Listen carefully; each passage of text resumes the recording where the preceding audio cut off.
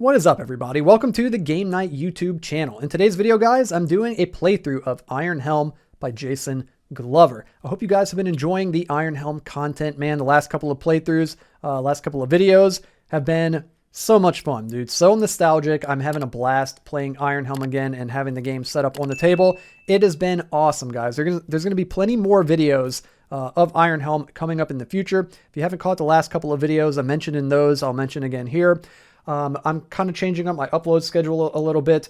Rather than playing a different game for every video, which honestly gets a little bit laborious and tedious to have to relearn the rules for all of these different games, which, don't get me wrong, it's a blast, it's fun, but I don't want it to feel like it's becoming a chore, and it kind of has been a little bit lately. So not to put a damper on things or to sound negative, because I love doing this and all of the games are fun and having a blast playing all of them, but I kind of want to tone it down a little bit and just have one game set up on the table for a little while and just play it a bunch of times and really immerse myself in it. And so that's what I'm doing with Iron Helm here, guys. So there's going to be a bunch of Iron Helm playthroughs coming. Also, I'm trying to hype up the upcoming game that Jason Glover has been working on and is very nearing completion on is Underquest. That is his brand new game. It's going to be very similar to Iron Helm. So now is the perfect time, I feel like, for me to revisit Iron Helm and to kind of, go through the motions and reacquaint myself with the mechanics of the game in preparation for Underquest. I don't believe there's a release date for the game yet, but if I'm not mistaken, I think it's coming out this year. It'll probably be, winter, sometime in winter this year, maybe fall or winter. So yeah, we've got that to look forward to, guys. But in today's video, we're just doing a straight playthrough of Iron Helm, dude. So I'm going to go ahead and pick a random character, and we're going to use the character creation system. So if you haven't seen, I've already gone through every single character in the game, the base characters that come with Iron Helm and all of the expansions. I've gone through all of those. So I've got a full playlist with every single character, multiple playthroughs with all the characters in the game. So be sure to check those out if you want more Iron Helm content. So I'm using the character creation system that I believe came in the Gnome pack, if I'm not sure, or if I'm not mistaken, rather. I think it came in the Gnome pack. So yep, we're using those. We've got 8 unique races on one side of the card, and then we've got 8 unique classes on the flip side. And then we've also got these 6 double-sided star sign cards right here for a total of 12 star signs. So we're going to get a very unique character each time we play the game, and I'm excited to explore more of this. So last time we were a gnome cutthroat, I believe it was. Yeah, we were a gnome cutthroat of the beetle. So let's see what we're going to get this time, guys. So I'm going to set up all of the cards in a row like so. I'm going to roll a d12, and we're going to go 1, 2, 3, 4, 5, 6, 7, 8. And if we roll 9 through 12, we will just re-roll. And we got a 9. I'm going to roll again. And we got a 3. So we're going to pick a Kroling here. That is going to be our race. So let's grab the other cards. Scoop those up. We got a Kroling. We're going to set him up this way. We're going to check him out momentarily. And then we're going to put down all of the classes. So we've got 7. So same deal. We'll go from 1 through 7, and we'll re-roll 8 or higher. Okay, we got a 6, so we're going to be a Warden. Ooh, 1, 2, 3, 4, 5, 6, right there on the Warden. So we'll take the rest of the cards, set them off to the side. We won't be using those. So we're going to be a Kroling Warden. We'll set that over here for a second, and then we're going to grab the star signs. So let's set up these 6 cards.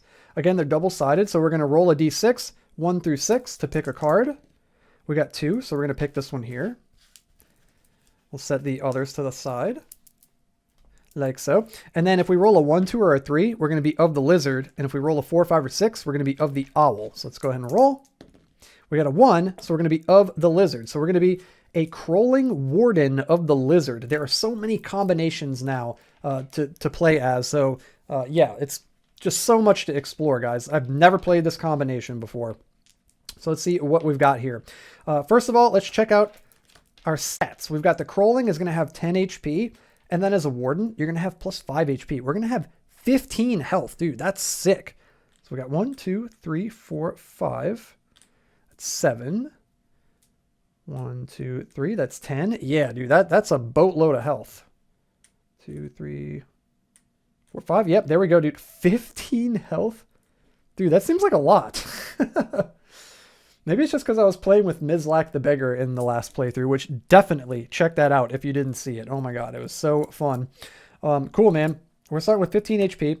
We're starting with 7 energy as a Kroling, and then plus 2 more as a Warden for 9 energy. So let's grab 1, 2, 3, 4, 5, 6, 7, 8, 9 right there. Nice, 9 energy. Pretty good. Pretty decent. Ish. It's actually a little on the low side, but we'll take it. And then the Kroling can hold 9 items worth of weight, or 9 weight worth of items rather. And then he starts with 2 rations, which is excellent, and 1 gold as a Warden. Nice. Cool. And then for the Kroling, he's got a race ability that says, once per dungeon level, you may spend health instead of energy to attack an enemy. If this hit kills the enemy, you gain 1 blessing token. That's really cool, dude. That is cool. Okay, it's very, very interesting. I'm going to have to try to keep that in mind. And then we've got the Warden profession or class. It says, to protect and unbind is my oath's fate. My eyes, like a guard in the high tower. To the side of evil, I am a thorn. I am impassable like an iron gate. Test my axe and discover noble power. To this honorable pledge, I am sworn. Okay, so it sounds like we're a pretty pious guy, this Kroling over here. And then it says, pick a starting skill. Axe mastery, shield block, fortitude, or parry. Okay, interesting. We've only got the 1 gold, so we're really not going to be able to... Well, let's see. What's our... Okay, before we pick our starting skill, let's see what we get for Of the Lizard over here. First of all, we're a brawn. We've got brawn proficiency as our proficiency. We get -1 morality to start, so we're going to go on -1, which is kind of strange because we're such a pious person because we're a warden, but it's of the lizard, so maybe he's got his own, he's got like ulterior motives, this Kroling. And then it says pick a starting trapping. Mace, shield, or spedum. Considering we can get shield block and a shield, that seems pretty good, guys. That seems pretty good. And then we'd have 1 gold to spend on a weapon. But you know what? I don't think there are any 1 gold weapons. No, there's not. Which makes me want to just pick the mace. Yeah, we have to pick the mace then. We have to pick the mace. Even the dagger costs 2. Rip. Okay, well, that would have been cool to get a shield and shield block to kind of pair that up. But we're going to go with the mace, which is somewhere. Did I pass it up? Did I pass up the mace? It is a mace, right? Starting trapping. Yeah, mace, shield, or spedum. Wait, dude, does the mace cost 3? Oh my god, it does. When fighting an undead enemy, you may reroll die results of 1 and 2. Dude, that's pretty good. That's pretty good. Okay, cool. So we've got a mace as our starting trapping here. I love that too, how the star signs and the classes, they let you pick from an assortment of different trappings and skills. It's really cool. So yeah, it lets you, like, you know, customize your character even further. Like, you could be the same character, a Kroling warden of the lizard, but you could still start with completely different skills and trappings and make that different. Like, it's so cool, man. Really, really cool. And then our starting skill, axe mastery. We're not going to do that because we don't have an axe. Shield block, probably not going to do that because we don't have a shield. Fortitude or parry. I'm personally not big on parry. I don't like the chance of being able to fail and break your primary weapon. I don't like that. So I'm going to go with fortitude's pretty solid, pretty solid bronze skill. It says +1 health whenever you drink a health potion, which is great. And you no longer increase your poison level at the end of the round, which is also very, very solid. So we're going to start with fortitude as our starting skill. Like so. Nice. Cool, man. So we'll take these and we'll set these up like this. And we'll put them over here on our character slot. Cool. So we've got a Kroling warden of the lizard. That's so cool, man. Very, very cool. Okay, guys, let's get the other decks of cards shuffled up now that we have our character set up and ready to go. Also, we do have that 1 gold to our name that we could spend on a trapping before we enter the dungeon. And I'm going to peruse those 1-cost trappings in just a moment, but I'm almost wondering if I should just hang on to the gold. It'd probably be good to get some rations, I guess. We can maybe use the 1 gold to get rations. I feel like I always get that. It's kind of just like the go-to 1 gold trapping to get at the start of the game because it's just so good. Like 1 gold to get 2 rations is so good. It just seems objectively better than any of the other trappings. I guess the only thing there is, it can make each game feel a little samey. So maybe it's more fun to pick something different. So maybe we'll pick something different and have fun, not try to min-max the crap out of the game and pick the most efficient thing. Let's just have fun. We've played dozens of playthroughs where I spend that 1 gold on rations. So let's see what else we have here. Let's see. So yeah, we'll set the rations to the side. We could get faith beads when at the altar, gain 2 bonus health. It'd be kind of cool to play into our character here since he's a warden. Of the lizard, but still he is a warden. We've got a potion of luck. We've got a torch, which is pretty good. A wool cloak could be good for some early armor. Once per level, you may subtract 1 damage from an initial attack. Pretty weak though, honestly. Flask, drink to gain. Essentially, the wool cloak just saves you 1 health per dungeon level. Meh. We got the flask here. You can drink to gain 2 health. It can only be used once, but it can be refilled at the campsite. Got Witch's Bread. You could discard this card and all blessing tokens to gain energy equal to the blessing tokens discarded. That could potentially work with his skill, since if you use his skill and kill an enemy, you gain a blessing token, but you probably feel kind of bad to get rid of your blessing token. You discard this and all blessing tokens to gain energy equal to the blessing tokens discarded. I don't know about that. And then Garlic. Oh, we can maybe go with this, man, because we got the Mace, which is good against undead enemies. You may discard this card to avoid a single attack from an undead enemy. That's kind of cool. Let's go with that, dude. Let's go with that. This Kroling's going to be like a vanquisher of the undead. We're going to spend our gold on some garlic. I've never had this trapping before, I don't believe. I think this is the first time. This is the first time for everything. So we'll grab our garlic. You can discard this card to avoid a single attack from an undead enemy. That's cool. I like it. I dig it. Okay, cool. So we've got 2, 3 weight on us here. So we'll put that to a 3. And I believe we are pretty much ready to go, guys. Let's shuffle up the dungeon deck. And we're going to shuffle up those tokens right there, the blessing tokens, and we're going to hop into the game. Iron Helm always takes a little bit of a setup, and I like chatting with you guys in the beginning anyway as we set up the game and get into it. So I hope you guys enjoy it, man. Let's shuffle up the tokens, and hopefully we can snag some blessing tokens during the playthrough. We're going to put one over here on top of there to remind myself so my goldfish memory doesn't kick in. Okay, I believe we're ready to go, guys. We've got everything set up. We're at level 1. We're at -1 on the morality track starting out because we are a Kroling warden of the lizard. And here we go, guys. We're going into level 1 of the dungeon in Iron Helm. Kroling warden of the lizard. Let's go. What do we got? Wow, I just spent my gold. There is a merchant. Should we sell him the garlic and get the gold back?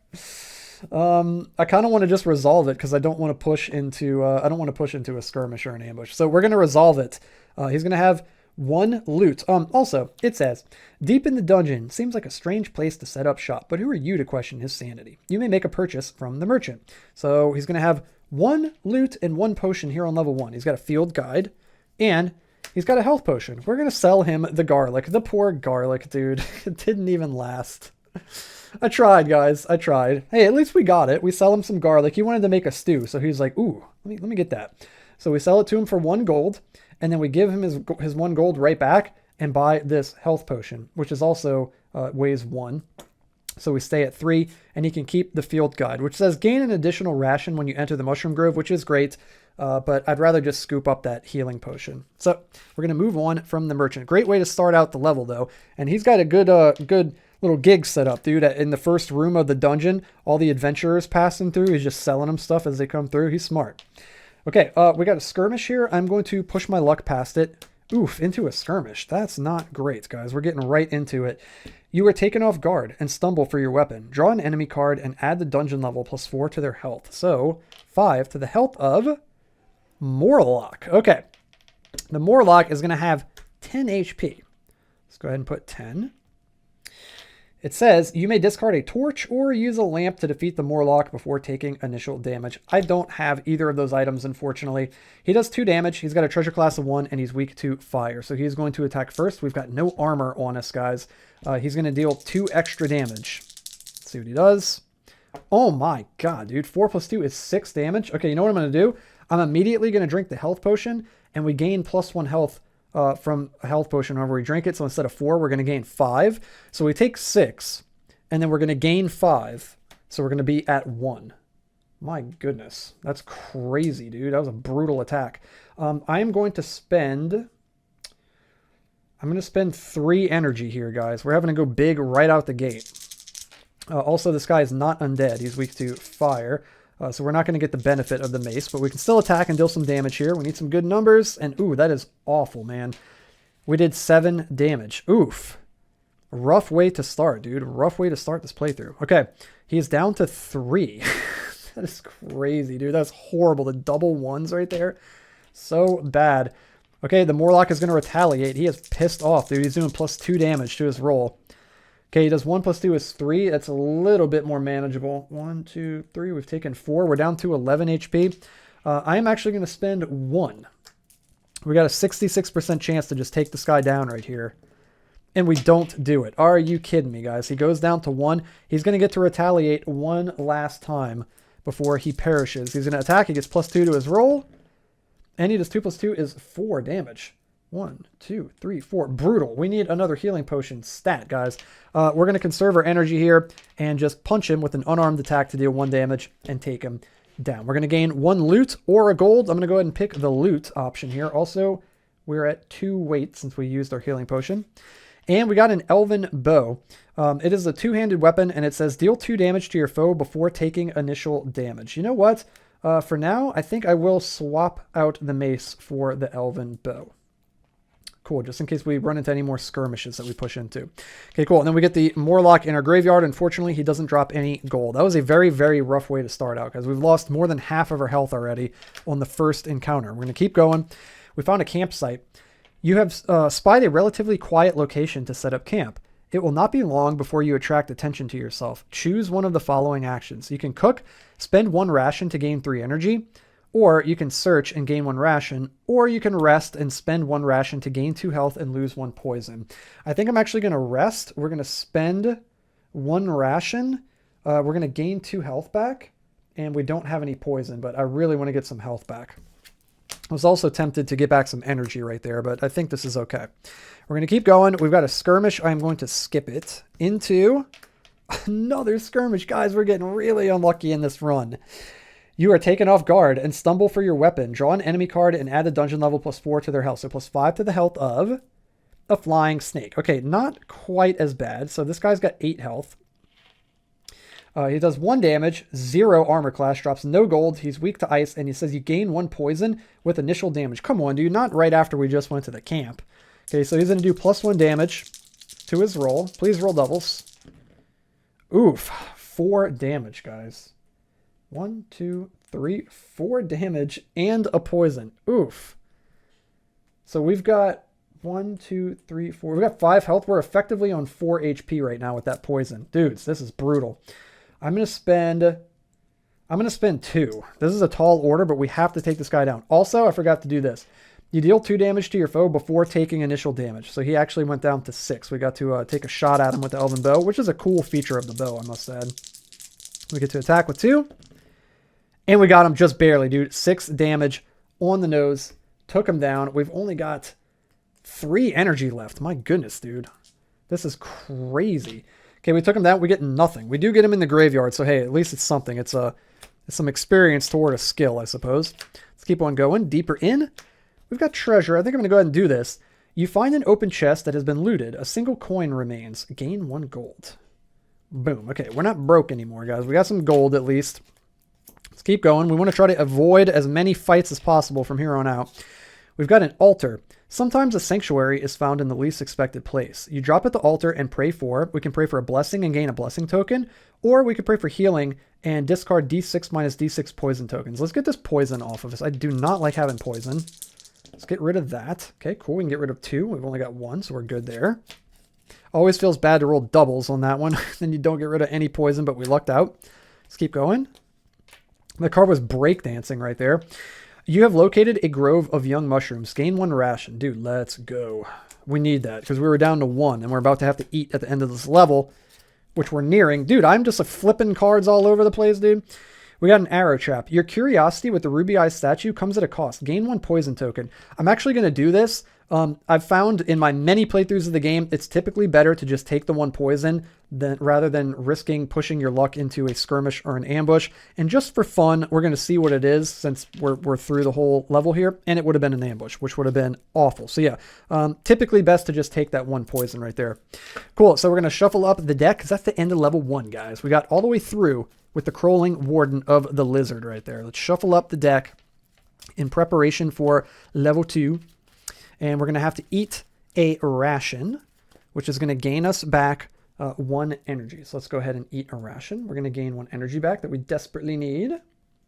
Also, we've only got 1 poison, so we're not going to gain any. You only gain an extra poison for each 2 poison that your character currently has. We're going to move into level 2 of the dungeon. We're going to draw a plot card, and it is the wolf. Your eyes meet those of a frail-looking wolf crouched in the cover of shadows. It looks like the wolf is starving, as it cannot even muster the strength to growl.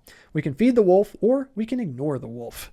You turn away and leave the wolf behind to fend for itself. Move down 1 on the morality track. We're going to move down to -2. We gain 2 icons. Always choose the bad option, guys. Always choose the option that gives you negative morality. Okay, we're going into level 2 of the dungeon as a Kroling Warden of the Lizard. Here we go, guys. Also, worth mentioning, we've got Fortitude, so even if we do gain more poison, it says you no longer increase your poison at the end of the level, which is amazing. So let's keep on going. We're going to go ahead and flip. We got an ambush, and we're going to do it. Always resolve ambushes as the first card, because you get to jump on the enemy, and it's better than pushing your luck into an ambush or a skirmish, and it gives you experience to get skills. You catch your foe by surprise and gain the upper hand. Draw an enemy card and ignore their initial damage, because we get to attack first. And you add the dungeon level to their health. So 2 to the health of a wolf. Maybe we should have fed that wolf. We would have got to skip wolves for the rest of the adventure. But you know what? I'm okay with it, guys. He's only got 5 HP. Does 2 damage. You may avoid this conflict by spending a ration. No, thank you. I'd rather keep my ration. I am going to spend... and since we're attacking first, we're not going to deal the 2 damage to your foe before taking initial damage because he's not attacking us first. We're going to spend 2 energy here. And we need 5 or better. And we got 7 damage to take him down, guys. We're running dangerously low on energy. We get 1 loot or gold. I'm going to take the loot. We get... Also, we're holding 4 weight right now. 2 for the mace, 2 for the elven bow. We get... a grave stomper. Dude, this is on theme, dude, for the Kroling. When fighting an undead enemy and you roll doubles, add 4 to the sum of your attack. Dude, that's cool. We're going to pick that up. It weighs 2, so we're up to 6. Dude, I'm going to swap that out for the elven bow, I think. That's cool, man. I like that. Yeah, I like that. That's cool. That's cool. Okay, we are going to put the wolf over here in our graveyard. We've got 3 over here.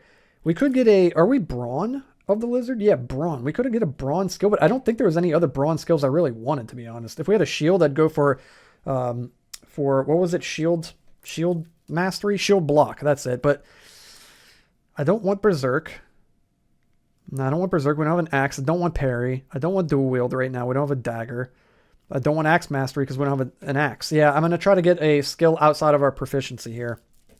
Either a mind or agility skill. To be honest, it's probably going to be agility. I'm probably going to go for a 6th sense.